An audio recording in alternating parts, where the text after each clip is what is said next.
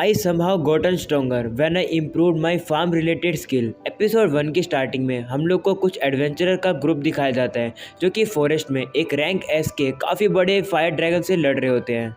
वो ड्रैगन काफ़ी पावरफुल होता है और वो पूरे फॉरेस्ट में आग फेंक देता है, जिसकी वजह से एडवेंचरर को भी वहाँ से भागना पड़ता है। वहीं कहीं पर फार्म में हमें हमारा मेन कैरेक्टर अल दिखाया जाता है, जिसको बादल कड़कने की आवाज़ आती है तो उसे लगता है कि क्या बारिश आने वाली है, बट वो उसे इग्नोर करता है और अपने फसल की तरफ देखता है जो कि उसको काफ़ी अच्छी लगती है और वो कहता है कि अब इनको काटने का समय आ गया है। और सारी अपनी फसल को काट कर ट्रॉली पर रख देता है, जिसके बाद वो देखता है कि उसका लेवल 10 हो जाता है। तभी पीछे से अल का दोस्त टेस्टा आ जाता है और उससे पूछते है कि तुम क्या कर रहे हो। तब अल बताता है कि ये देखो मेरी फार्मिंग स्किल 10 की हो चुकी है। ये सुनकर टेस्टा हैरान होकर अल से कहता है लेकिन तुम हाल ही में तो तुम्हारी फिशिंग स्किल भी तो लेवल 10 की हुई थी ना। तो अल कहता है इसमें क्या बड़ी बात है, जिस पर टेस्टा कहता है नहीं ऐसा नहीं हो सकता है, मैं खुद एक फिशरमैन हूँ और मेरा लेवल तुमसे ज्यादा कम है, तो तुम एक फार्मर होके तुम्हारा लेवल फिशरमैन से ज्यादा कैसे है। तो अल कहता है कि मेरे ऊपर ग्रोथ बूस्ट की ब्लेसिंग है जिसकी वजह से ये सब होता है। अल अपनी न्यू स्किल देख रहा होता है लेकिन उसको समझ नहीं आ रहा होता है कि आखिरकार ये स्किल है क्या। जिसके बाद टेस्टा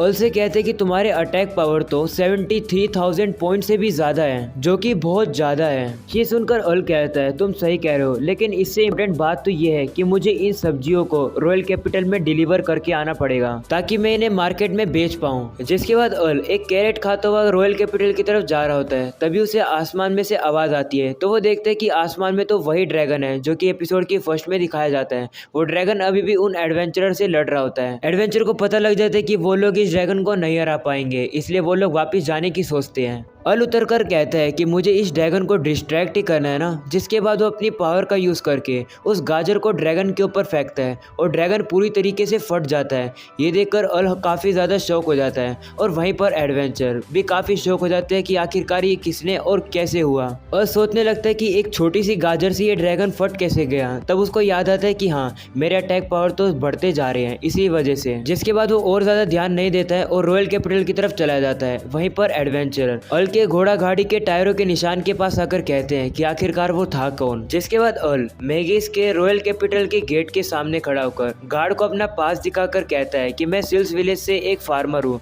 और यहाँ पर वेजिटेबल डिलीवर करने आया हूँ। अल को भी अंदर जाने की परमिशन मिल जाती है। तभी अल देखता है कि सामने एक बंदा एक लड़की को किडनैप कर ले जा रहा होता है और वहाँ से भागने की कोशिश कर रहा होता है। अल भी ये सब चीजें देख लेता है और उस लड़की को जाकर बचा लेता है। इस वजह से उस किडनैपर को काफी ज्यादा गुस्सा आ जाता है और वो नाइफ निकाल कर अल के ऊपर अटैक करने लगता है, लेकिन अल उसके सारे अटैक को डॉज करके उसको जमीन पर पटक देता है। तभी सभी गार्ड आकर उस बंदे को कैप्चर कर लेते हैं। अल बताने लगता है कि आखिरकार ये सब वो कर कैसे पाया। उसकी न्यू पावर ऑफ परसेप्शन की मदद से वो उस बंदे के सारे मूव्स को देख पाया और उससे हरा पाया। वो लड़की अल का शुक्रिया करती है उसकी जान बचाने के लिए। तभी अल को याद आता है कि वो लेट हो रहा है और वो वहाँ से जाने लगता है। तभी वो लड़की अल का नाम पूछती है, लेकिन अल कहता है उसके बारे में चिंता मत करो और बिना नाम बताए वहाँ से निकल लेता है। जिसके बाद अल मार्केट में आके उन सब्जियों को डिलीवर कर देता है और सब्जी खरीदने वाला भी अल से काफी खुश है क्योंकि वो सारी सब्जी काफी फ्रेश है। जिसके बाद अल वापस घर जाने लगता है। तभी गेट पर गार्ड उसको रोक लेते हैं तो अल कहता है क्या हुआ। जिसके बाद वो पीछे मुड़ता है तो वो लड़की सामने आ जाती है और कहती है कि मैंने तुम्हें यहाँ रुकवाया है, मैं इस कैपिटल की पहली प्रिंसेस हूँ, फालियस मैगिस। तो अल नीचे उतरकर प्रिंसेस से कहता है कि आखिरकार तुम्हें छोटे से फार्मर से क्या काम है। तो प्रिंसेस कहती है तुम मुझे प्रिंसेस ना कहकर मेरा नाम पुकार सकते हो और वो अल का नाम पूछती है। जिसके बाद अल उसे अपना नाम बता देता है। तब प्रिंसेस अल से कहती है कि क्या तुम रॉयल कैपिटल को सर्व करोगे। ये सुनकर अल हैरान हो जाता है और मन में सोचता है कि मैं मना तो करना चाहता हूँ, लेकिन अगर मैं मना करूंगा तो मुझे मार दिया जाएगा। अल काफी ज्यादा सोच में पड़ जाता है तो प्रिंसेस उसे दोबारा पूछती है। जिसके बाद अल काफी ज्यादा घबरा जाता है और कहता है कि मैं तो एक छोटा सा फार्मर हूँ, इतनी ज्यादा रिस्पॉन्सिबिलिटी नहीं ले सकता, इसलिए मैं मना करता हूँ। और उसके बाद अल वहाँ से जाने लगता है, लेकिन प्रिंसेस उसको पकड़कर कहने लगती है कि तुम मना क्यों कर रहे हो, रॉयल पैलेस पर काम करने पर तो तुम्हें काफी पैसे मिलेंगे। अल कहता है इससे मुझे कोई फर्क नहीं पड़ता, मैं तो सिर्फ अपने फील्ड में खेती बाड़ी करना चाहता हूँ अपनी जिंदगी भर। ये सुनकर प्रिंसेस कहती है कि अगर तुम इस ऑफर को एक्सेप्ट करोगे तो मैं तुम्हें 33 स्क्वायर मीटर का फील्ड गिफ्ट करूंगी, जो कि रॉयल कैपिटल के काफी पास पड़ता है। अल मना करता है और कहता है कि तुम जबरदस्ती मुझे रिक्रूट क्यों करवा रही हो। तो प्रिंसेस कहती है कि जिस बंदे को तुमने थोड़ी देर पहले डिफीट किया था उस बंदे का जनरल स्टेटस 500 पॉइंट्स है। ये सुनकर अर्ल कहता है कि ये एवरेज स्टेटस क्या होता है। तो प्रिंसेस बताती है कि एक नॉर्मल पर्सन का एवरेज स्टेटस 50 पॉइंट्स होता है, वहीं पर एक एडवेंचर का 130 पॉइंट्स और एक नाइट और कैप्टन 600 पॉइंट्स पर जा सकते हैं, और एक जो लेजेंडरी हीरो होता है उसका पॉइंट होता है 1000 पॉइंट, और जिसे तुमने हराया वो कैप्टन लेवल का बंदा था। तो क्या तुम मुझे अपना स्टेटस दिखा सकते हो? तो अर्ल अपने पॉइंट्स को याद करता है जो कि 65,000 होते हैं। ये देखकर वो घबरा जाता है क्योंकि ये बात वो प्रिंसेस को नहीं बता सकता है क्योंकि उसके पॉइंट्स कुछ ज्यादा ही हाई हैं। जिसके बाद में वही एडवेंचर को दिखाया जाता है जो कि वहां पर ड्रैगन की क्रिस्टल को ले आते हैं और इन्फॉर्म करते हैं कि ड्रैगन हार चुका है, लेकिन उसे हराने वाले हम लोग नहीं है, कोई और ही पर्सन है जिसके पास काफी पावरफुल वेपन था। उसने तो ड्रैगन को ब्लास्ट ही कर दिया। हमने उसकी घोड़ा गाड़ी का पीछा करने की कोशिश करी, लेकिन इतने में वो वहां से गायब हो गया। जिससे उनके प्रिंसेस को समझ आ जाता है कि ये एडवेंचर अर्ल की बात कर रहे होते हैं। प्रिंसेस अर्ल की तरफ देखती है तो उन्हें पता लगता है कि अर्ल तो वहां से भाग जाता है। प्रिंसेस मन में ठान लेती है कि मैं तुम्हें ढूंढ कर ही रहूंगी। जिसके बाद गार्ड आकर प्रिंसेस को रॉयल पैलेस में इमीडिएटली बुलाता है। तब प्रिंसेस वहां पर किंग के पास पहुंच जाती है। जिसके बाद उन्हें रिपोर्ट मिलती है कि काफी बड़ा एक मॉन्स्टर का ग्रुप जिसके अंदर अलग अलग टाइप के मॉन्स्टर है वो इसी कैपिटल के ऊपर हमला करने आ रहे हैं। और देखकर तो ये लगता है कि हेलजोन दोबारा आने वाला है। ये सुनते किंग हैरान होकर कहते कि ये तो नामुमकिन है क्योंकि हेलजोन का लीडर मैकबेथ जो कि डीमन किंग था उसे तो हीरोज ने मार दिया था, और फ्यूचर में वॉर से लड़ने के लिए हमने बचे हुए डीमंस के साथ एक शांति का पैक्ट बना लिया था।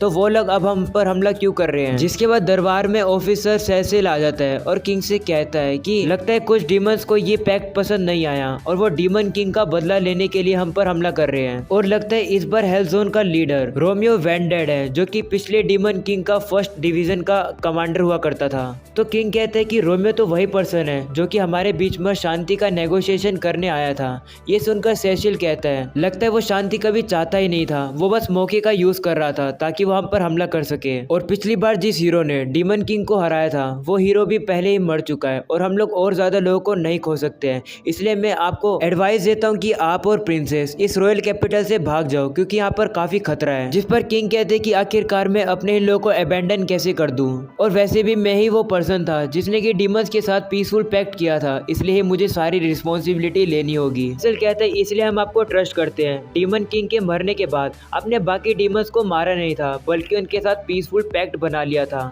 और हमें आपके जैसे ही लीडर की जरूरत है जो कि लड़ाइयाँ ना होने दें। इसलिए मैं चाहता हूँ कि कैसे ना कैसे करके आप इस बैटल में जिंदा रहें। जिसके बाद बाकी सभी गार्ड्स भी किंग से कहने लगते हैं कि आप यहाँ से जाइए और सेफ रहिए, और अब किंग भी उन लोगों की बात मान लेता है। रात के टाइम में अर्ल घर पहुंचता है और वो जैसे गेट खोलने की कोशिश करता है उसका हैंडल ही टूट जाता है क्योंकि अर्ल ने उसके ऊपर कुछ ज्यादा पावर लगा दी। जिसके बाद वो अंदर बैठ जाता है। तभी टेस्टा अर्ल के पास आता है और बताता है कि काफी सारे मॉन्स्टर विलेज के पास दिखाई दिए हैं, हम लोग को यहाँ से भाग जाना चाहिए, जल्दी चलो। अर्ल पहले तो इस बात को इग्नोर करता है लेकिन उसको याद आता है कि उसकी फसल खराब ना हो जाए, इसलिए वो दौड़कर अपने फसल के पास जाने लगता है। टेस्टा कहते हैं विलेज के पास एक केव है, मैं और बाकी विलेजर भी वहीं रहेंगे, तुम भी जल्दी वहां आ जाना। जिसके बाद अर्ल फील्ड पर पहुंचता है और वहां पर कुछ भी खराब नहीं होता है, जिसको देखकर वो काफी ज्यादा रिलीव हो जाता है। तभी उसकी नजर कुछ मॉन्स्टर पर पड़ती है जो कि कहीं पर तो जा रहे होते हैं। अर्ल समझ आता है कि ये लोग तो रॉयल कैपिटल की तरफ जा रहे होते हैं, तो क्या मुझे इन्हें रोकना चाहिए? मैं तो सिर्फ एक फार्मर हूँ, ये काम तो किसी नाइट का है। तभी अर्ल अपने मन में सोचता है कि अगर वो मॉन्स्टर रॉयल कैपिटल को डिस्ट्रॉय कर देंगे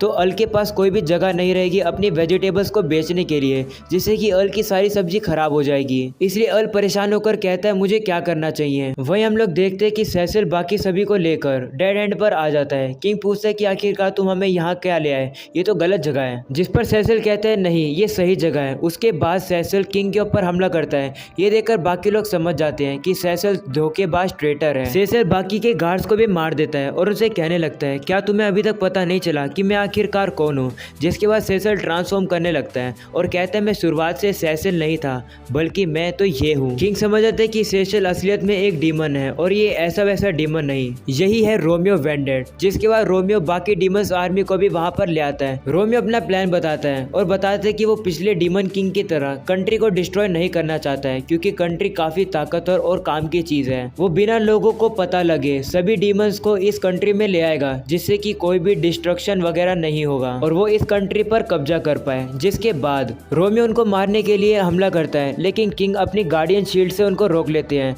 तभी किंग की हालत खराब होने लगती है तो प्रिंसेस भी किंग की हेल्प करती है। तब हमें पता लगता है कि रोमियो ने ही उस ड्रैगन को भेजा था और उस लड़के को भेजा था प्रिंसेस को किडनैप करने के लिए। वो प्रिंसेस से पूछता है कि मेरा प्लान खराब किसने किया, लेकिन प्रिंसेस बताने से मना कर देती है। इसकी वजह से रोमियो पावर बढ़ा देता है और उनकी पूरी गार्डियन शील्ड टूट जाती है और उनसे गेम ओवर बोल के उनके ऊपर डार्क मैजिक यूज करता है। तभी वहां पर अल आ जाता है और वो अपनी फार्मिंग टूल की मदद से जमीन को प्लो कर देता है, जिसकी वजह से जमीन में काफी दरार पड़ने लगती है और सभी मॉन्स्टर गिर जाते हैं उसके अंदर। रोमियो अल से पूछता है कि तुम हो कौन, तब अल बताता है कि मैं एक फार्मर हूँ। जिसके बाद रोमियो पूछता है कि तुमने आखिरकार किया क्या, तो अल कहता है मैंने तो सिर्फ प्लोइंग करी। ये एक ऐसी टेक्निक होती है जिससे कि मैं सोइल को रिप्लेस कर सकता हूँ, जिससे कि सोइल में न्यूट्रिशन आ जाते हैं। ये सुनकर रोमियो गुस्सा हो जाता है और अल के ऊपर हमला करके कहता है मैंने तुमसे ये नहीं पूछा था। तभी अल रोमियो की तलवार को पकड़ लेता है और पकड़कर रोमियो को माउंटेन की दीवार पर फेंक देता है। ये देखकर रोमियो समझ जाता है कि अल वही पर्सन है जिसकी वजह से उसके सुबह के प्लान फेल हो गए थे।